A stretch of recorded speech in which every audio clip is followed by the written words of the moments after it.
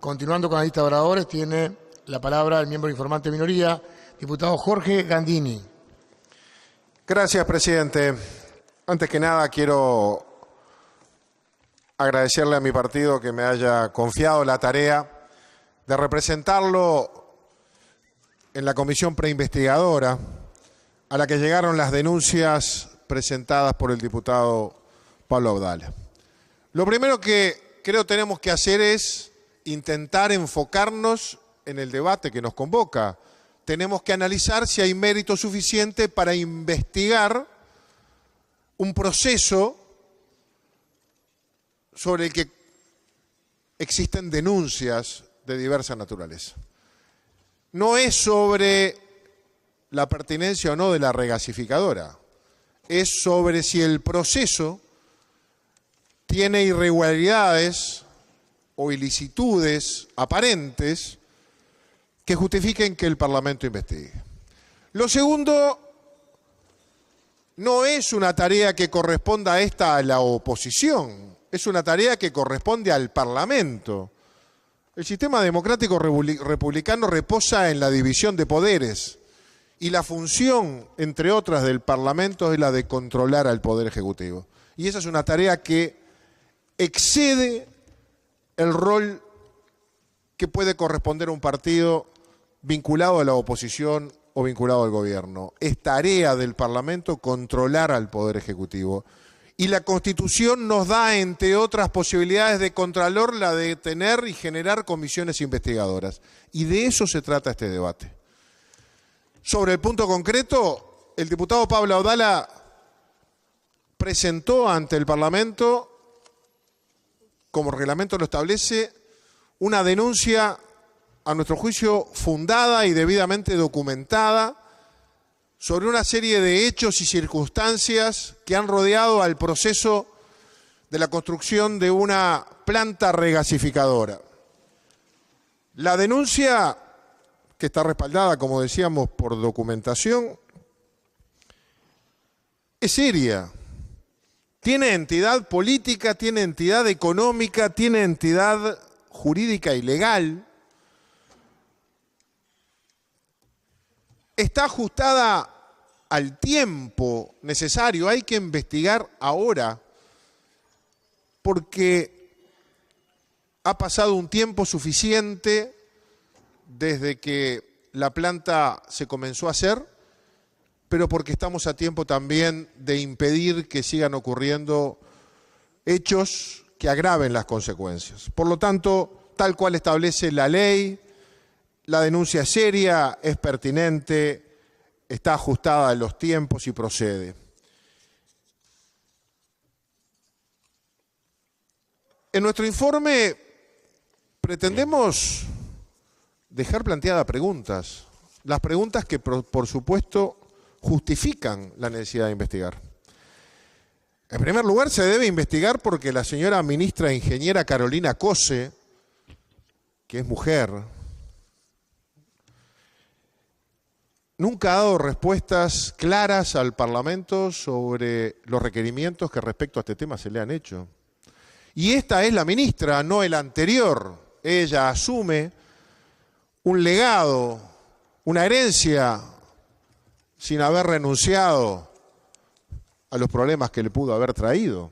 Y por lo tanto se hace cargo de lo anterior. Y es a ella a quien le debemos solicitar respuestas. Se le han hecho pedidos de informes y no los ha respondido. El gobierno, no importa si fue la UTE, la ANCAP o quién. La ministra es quien debe responsabilidad ante el Parlamento y es con quien el Parlamento se comunica. Y la ministra no ha respondido. Ninguno de los pedidos de informes que el diputado Pablo Abdala ha hecho, ha realizado. Por lo menos ninguno en tiempo. Tampoco la ministra ha contestado sobre el tema en las reiteradas comparecencias a comisión y en la interpelación que se realizó, salvo con monosílabos lacónicos. Ha dejado largos silencios frente a preguntas de enorme trascendencia. Y las versiones taquigráficas lo demuestran. Ha respondido lo lateral, pero no lo central e importante. En segundo lugar, se debe investigar porque la construcción de la planta regasificadora está vinculada a empresas de pésimos antecedentes. Las tres empresas vinculadas, las dos que constituyeron el consorcio GNLS, que son Gas de Suez France, en su filial Brasil, ha sido investigada en Brasil reiteradas veces por delitos tributarios. Y su matriz ha sido denunciada muchas veces en el mundo entero, en este país también, en más de una ocasión. Pero esa en particular filial, que no es la principal casa matriz, la que se hizo cargo del contrato, no tiene buenos antecedentes. Como lo tiene su socia Marubeni, la japonesa, que ha sido denunciada por lavado de activos, tema que nos preocupa tanto últimamente, que ha llevado a que modifiquemos nuestra legislación de modo permanente y punzante para controlar aquellas empresas multinacionales que, encubiertas en la globalización, llegan a lavar activos a diversos países. Bueno, la justicia de los Estados Unidos condenó a Marubeni por sobornos y por lavado de activos en Indonesia y en Nigeria, en el primer país por 88 millones de dólares y en el segundo por 54.600.000 dólares. Y estas indemnizaciones fueron pagadas para evitar que sus directivos fueran a la cárcel, directamente así. Por lo tanto, debieron ser descalificadas. Nos metíamos en un problema. Habrá que saber entonces por qué aceptamos hacer un contrato con esas empresas que a su vez contrataron a OAS. ¿Quién es OAS? Es una empresa brasilera que junto a Odebrecht son las dos empresas brasileras más vinculadas a negociados y a sobornos en Brasil y en los países de la región. Acá hay algunos legisladores que viajan vinculados al Parlatino. Pregunten en varios de los países que integran el Parlatino los problemas que han tenido esos países con estas empresas. Con las dos. Hay en la justicia de Brasil y en otras denuncias de estas empresas reiteradas. Debimos haberlo descalificados. Pero además, decir que no vamos a investigar un proceso que tiene a esta altura ramificaciones en la policía y en la justicia de Brasil y que está vinculado a esos procesos de corrupción que llevaron al deterioro del partido de gobierno, del gobierno de José Ignacio da Silva, es conocido como Lula. Luis Ignacio da Silva. José Sacá. ¿Por qué? Porque debemos investigar este expediente que está en la justicia de Brasil. Sí, es verdad, son fotocopias. Son fotocopias. Pero es una comisión investigadora parlamentaria e institucionalmente creada y constituida la que debe vincularse y comunicarse con el Parlamento de Brasil y con la justicia de Brasil a través, si es necesario, del Poder Judicial uruguayo para conseguir la información oficial, certificada y con todos los protocolos que se quiera, porque aquí esta fotocopia, que nadie ha dicho que sea falsa como otras que se presentaron en este Parlamento, dice que el señor Fernando Pimentel, que era durante este proceso el ministro de Desenvolvimiento, Industria y Comercio Exterior de Brasil, en aquel momento, que hoy es el gobernador de Minas Gerais, fue el vínculo con el gobierno uruguayo para establecer el contrato para la empresa OAS para construir el gasoducto, que es lo que construyó en realidad, el gasoducto. Eso está construido. Lo que no se construyó fue la regasificadora, sí la conexión con el caño del gas. Y se comprometió la empresa OAS a pagar a la campaña financiera y electoral del Partido de los Trabajadores para la campaña de 2014 3 millones de reales, $1 millón aproximadamente. Y esto no son versiones de prensa. Este es el acuerdo de delación que hizo un testigo arrepentido, un empresario conocido como Bené, cuyo nombre tengo por aquí, que está en este expediente. Un acuerdo de delación para proteger su propia responsabilidad, en el cual da detalle de este y de otros negocios que están en esta parte de este expediente.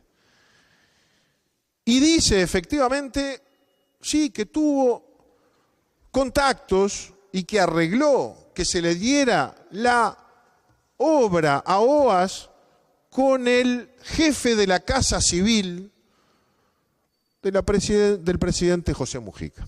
Sí, en Uruguay no hay Casa Civil. Y no sabemos quién puede haber sido. Puede haber sido cualquiera. ¿Qué es la Casa Civil? ¿La OPP? ¿La Secretaría de Presidencia? No sabemos, no queremos adjudicarlo. Capaz que habló con el Pato Celeste, que tenía oficina en el 7º piso. Probablemente. Ese fue un gran operador, ¿se acuerdan, no? Vamos a no mentirnos, ¿eh? Fue a arreglar para la empresa Cobra, propiedad de Fiorentino Pérez, el presidente del Real Madrid, en viaje privado del presidente José Mujica con Paco Casal, y están las fotos, la interconexión eléctrica con Brasil, un contratito de $110 millones que había perdido, pero había que mejorar y arreglar, y finalmente no salió porque lo pudimos denunciar. Búsquelo y se lo traigo. Estamos hablando de corrupción, señor diputado, y la corrupción es una sola. Ese señor estaba en la casa presidencial. A lo mejor fue ese. Otros nombres no vamos a dar, porque no lo sabemos. Pero sí está claro que hay una causa en la justicia del Brasil en la que se persigue, dentro de este fenomenal proceso de empresas corruptas vinculadas al partido de gobierno, que terminaron con denuncias al punto que el presidente de la empresa OAS está preso, y hubo también un proceso de denuncia similar que terminó con el desplazamiento de la señora Dilma Rousseff, presidenta de Brasil, fuera de su cargo. Y en el marco de todo lo que investiga la justicia está esto. Pero además, y más recientemente, se ha dispuesto el allanamiento de quien estaba al frente de la empresa OAS en Uruguay. No sabemos con qué resultado. Entonces, uno se pregunta, ¿no hay que investigar estas cosas? Que no son recortes de prensa, sino documentos de una justicia de un país hermano, miembro del Mercosur, que la está investigando aun cuando el partido de gobierno era el PT. Nosotros queremos que ya con eso es suficiente. Pero hay que investigar si el apuro en adjudicar, las desprolijidades e irregularidades en el proceso, las adaptaciones y cambio en un contrato hecho a medida de consorcio GNLS, que fue el consorcio ganador, tienen como explicación la decisión de adjudicar a este consorcio para beneficiar a OAS. Porque lo que hay que investigar es si hubo una relación causal. Si acá lo que hubo fue un compromiso establecido en las más altas esferas políticas de los gobiernos uruguayo y brasilero del momento, en la que se garantizaron que había una empresa que ganaba y luego hubo que vestir la novia haciendo un proceso de adjudicación adaptado. No digo que sea así, pero merece ser investigado.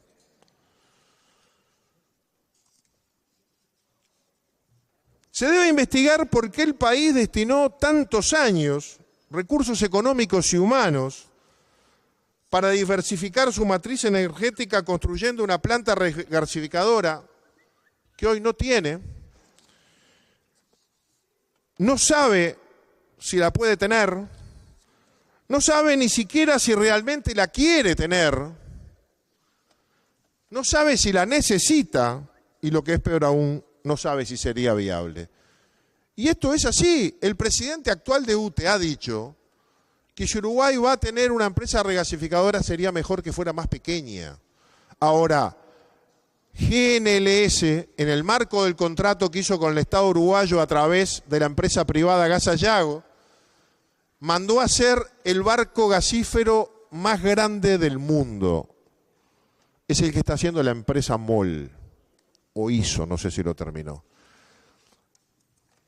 Con una dimensión que provee al Uruguay de 10 millones cúbicos, de metros cúbicos de gas, que habrá que pagarlos, usemos o no.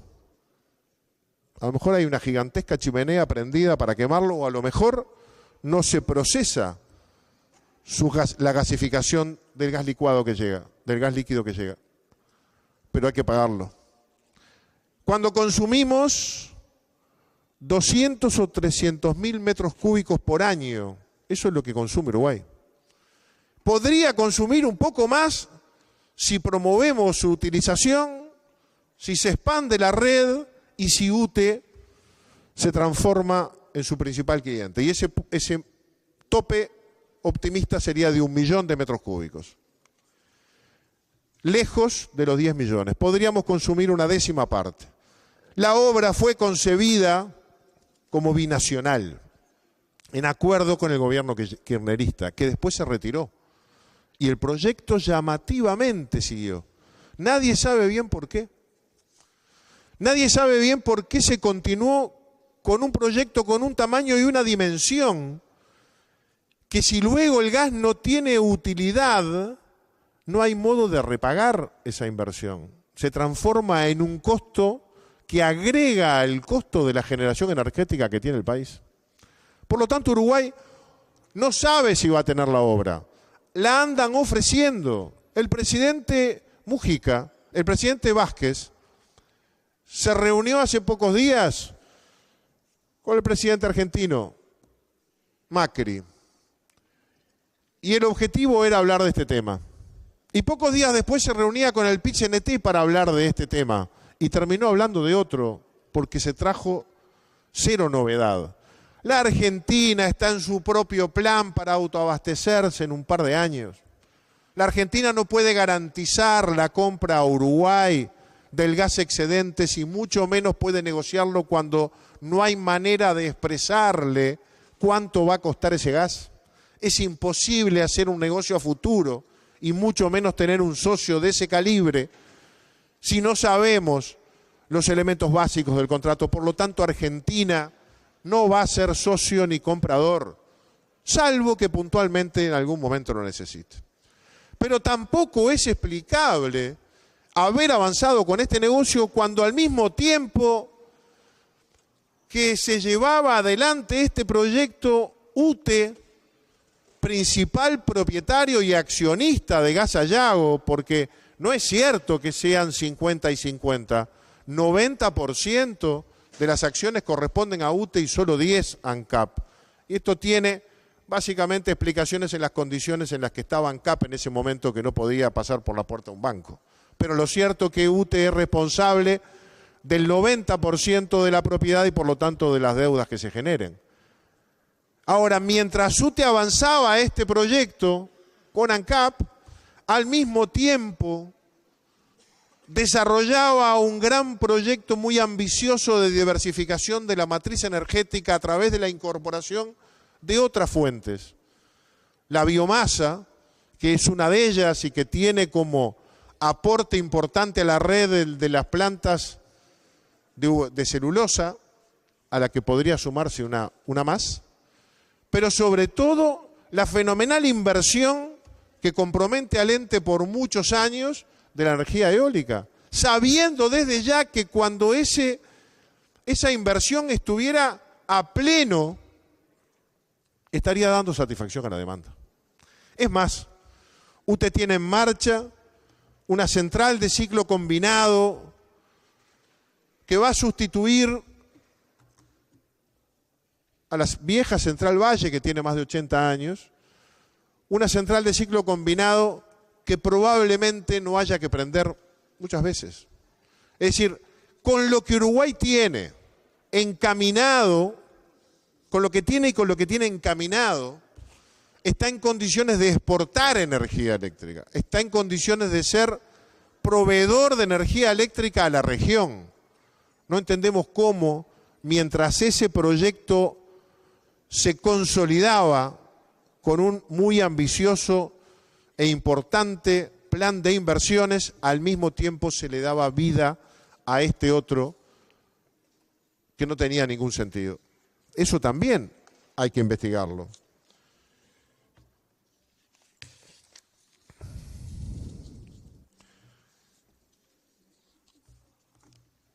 Habrá que investigar por qué hay informes que siguen siendo reservados.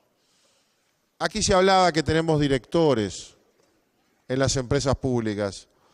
Basta con entrar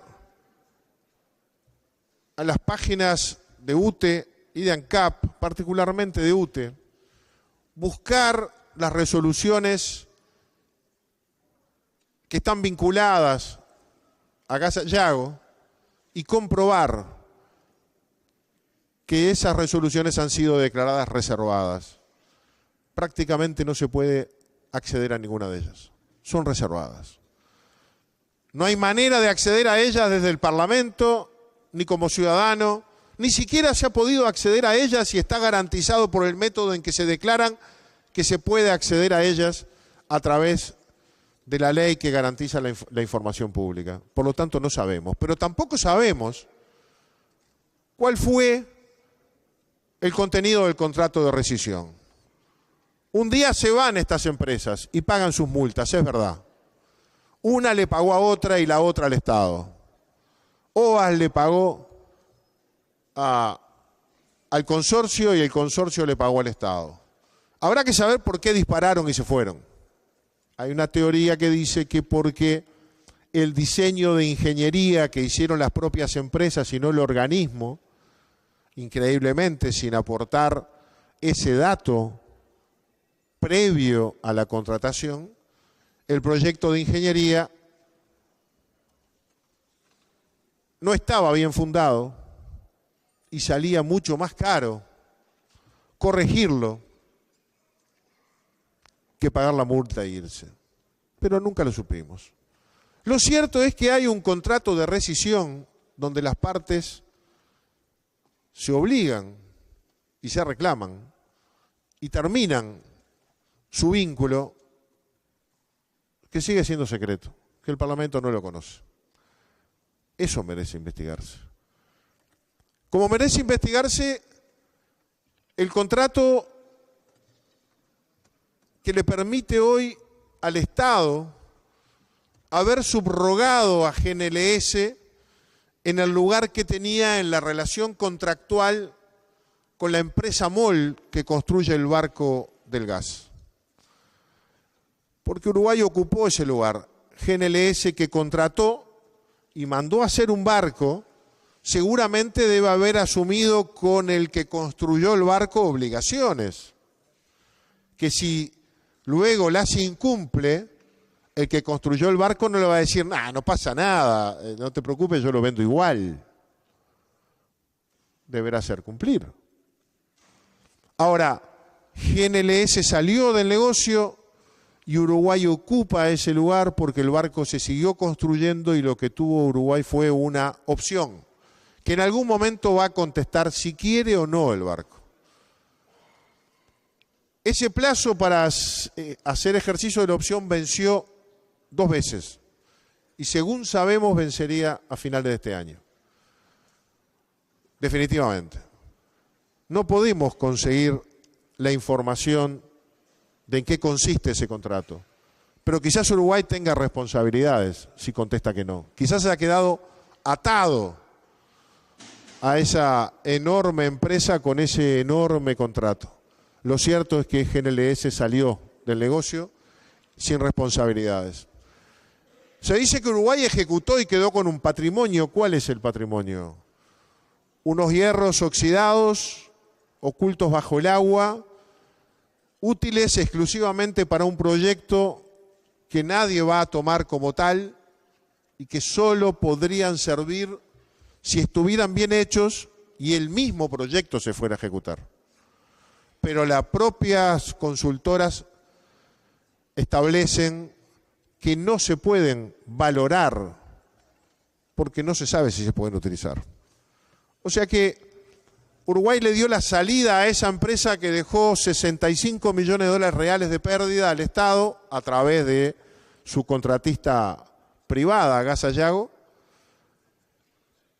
Más de 20 millones de dólares a 380 empresas que quedaron adentro porque fueron proveedoras de distintos bienes y servicios y no cobraron, y a un Estado que se tuvo que hacer cargo en alguna medida de los derechos laborales. Por lo tanto, varias de las cosas que se dicen aquí no resisten el menor análisis y justifican que se investiguen. La propia consultora Deloitte, muy prestigiosa, que audita los balances de Gas Sayago, emitió en su informe que integra los documentos que están en la mesa de todos los señores legisladores, establece que allí hay aspectos que no ha podido definir. La auditó durante varios años y expresa que los balances no reflejan claramente la realidad financiera y contable de la empresa. Inclusive en más de una oportunidad el consultor, el auditor, se abstuvo de emitir opiniones y entre otras cosas dijo que no estaba en condiciones de medir los estados financieros en función de incertidumbres surgidas de la escasa información disponible. Todos sabemos que las auditorías trabajan con la información que le da la empresa que auditan y pueden ir hasta donde las empresas le dan información. Y si la información no es correcta, la conclusión no lo será. Y si la información es parcial, tendrán informes limitados a esa información parcial, pero lo señalan. Y Deloitte lo ha hecho. O sea que tampoco sabemos cuál es el estado de situación financiera de esa sociedad anónima, que tampoco sabemos bien por qué el Estado optó por ese camino de privatizar a través de una sociedad anónima propiedad del Estado la gestión de uno de sus principales proyectos. Y miremos en qué punto estamos. El 5 de marzo del 2015, el presidente de la República, Tabaré Vázquez, nos convocó a los coordinadores de la oposición porque el día anterior había convocado a los coordinadores del gobierno y entre ellos recuerdo que estaba el diputado Eduardo Rubio y nos dio los primeros 9 proyectos de ley para consultarlos. Eso fue como a la 1 o 2 de la tarde. A las 9 de la mañana del día siguiente, cuando yo me prestaba a repartírselo a mis compañeros, ya habían ingresado al Parlamento. Fue un gran operativo mediático. Pero bueno, al juego nos prestamos. Nos volvió a convocar en el mismo mes de marzo.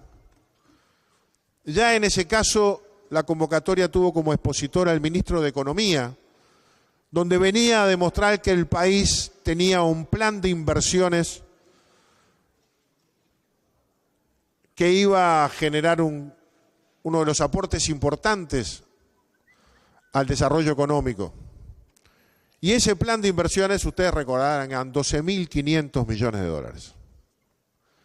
El gobierno del presidente Vázquez tenía incorporado entre las inversiones a la regasificadora. Este gobierno llegó poniendo a la regasificadora como una de sus inversiones. Pero cuando llegamos a la presentación del presupuesto nacional, unos meses después, y el ministro Astori desplegó su clásico PowerPoint en la Comisión de Presupuesto y Hacienda, ya no estaba la regasificadora. Y no está. O sea, de eso que del país la va a hacer, es un sueño, una quimera que no tiene arraigo en la realidad ninguna. Primero porque no hay posibilidad de hacerla. No hay proyecto, no hay inversor y no hay quien compre el gas. No hay quien lo use ni quien lo consuma, ni el Estado ni ningún Estado extranjero, ni ningún particular. Segundo, porque ya no está en el famoso plan de inversiones.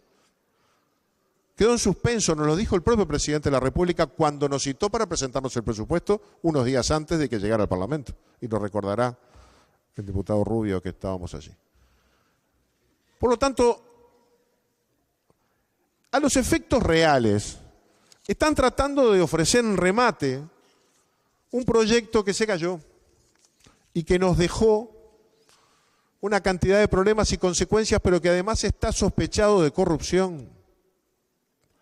Porque en Brasil es este uno de los temas que forma parte de la investigación dentro del país, vinculado a otros procesos de tráfico de influencias para beneficiar partidos políticos y campañas a través de la obra pública nacional o en otros países de la región.